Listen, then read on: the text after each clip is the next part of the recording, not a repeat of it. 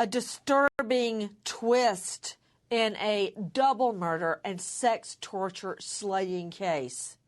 That case reversed after a jury convicts. And now, on the eve of trial, a retrial at the taxpayers' expense, you're seeing the young University of Tennessee college co-ed that was carjacked along with her date that night. To Gary Christian, a special guest joining me tonight. He is the father of Shannon Christian.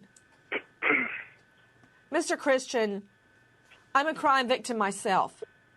And if I had thought the murderer of my fiance got a spa day before he came to court, I don't think I could have taken it, on top of everything else.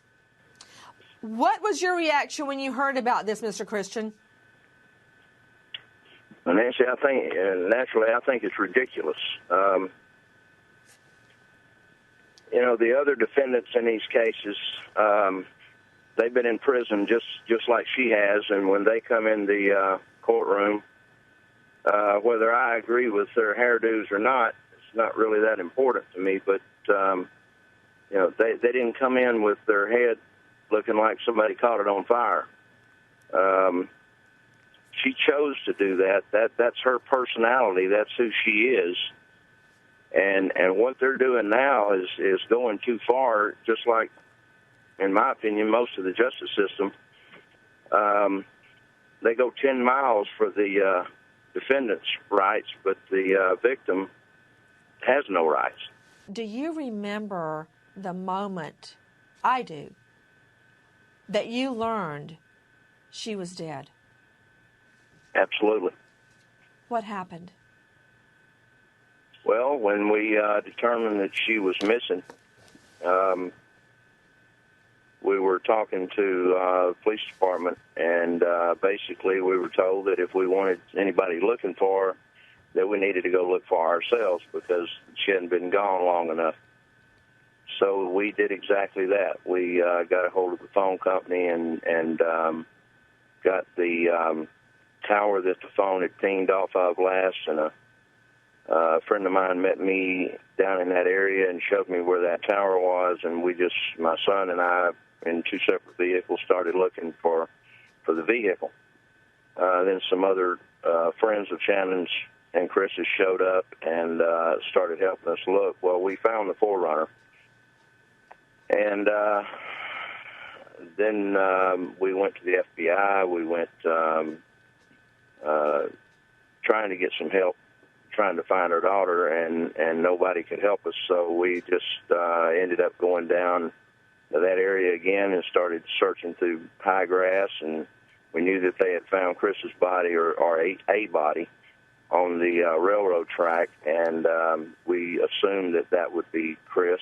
And then a lot of friends started showing up, and the next thing you know, I had a small army down there looking for her. We were looking through abandoned buildings and everything else, and then the sheriff's department got involved, and they sent a search and rescue team with the police department, and once they figured out it was the body on the tracks was Chris, they assumed then that Shannon was missing, and they were starting to look for her. It was like waking up to a nightmare, and whether you're asleep or awake, it doesn't matter. It's you're still in that nightmare every day, and we're going on 7 years now trying to get justice for our kids, and the justice system is just so messed up that, I've told people before, I don't think it can be fixed. I think you'd have to gut it and start over. Mr. Christian, I'm looking at photos of her along with the boyfriend, Christopher Newsom.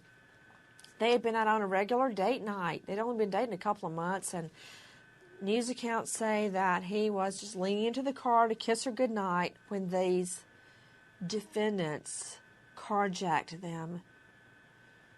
What can you tell me about Shannon? What was she studying? What was she like in life?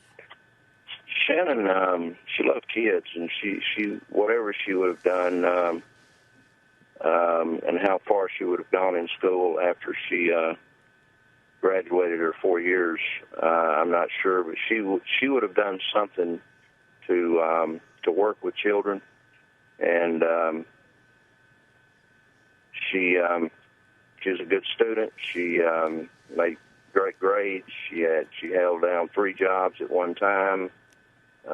She was had never been late to one of them. She had never done. She had done drug screens for one of her jobs 3 times, I think, in the last 12 months of her life. She was a good, clean kid. She loved her family, and boy, did she love her friends. She cared more about people than you can possibly imagine. I've seen her sit up all night talking to her best friend that's dad had passed away, and just consoling her. And but she'd do the same thing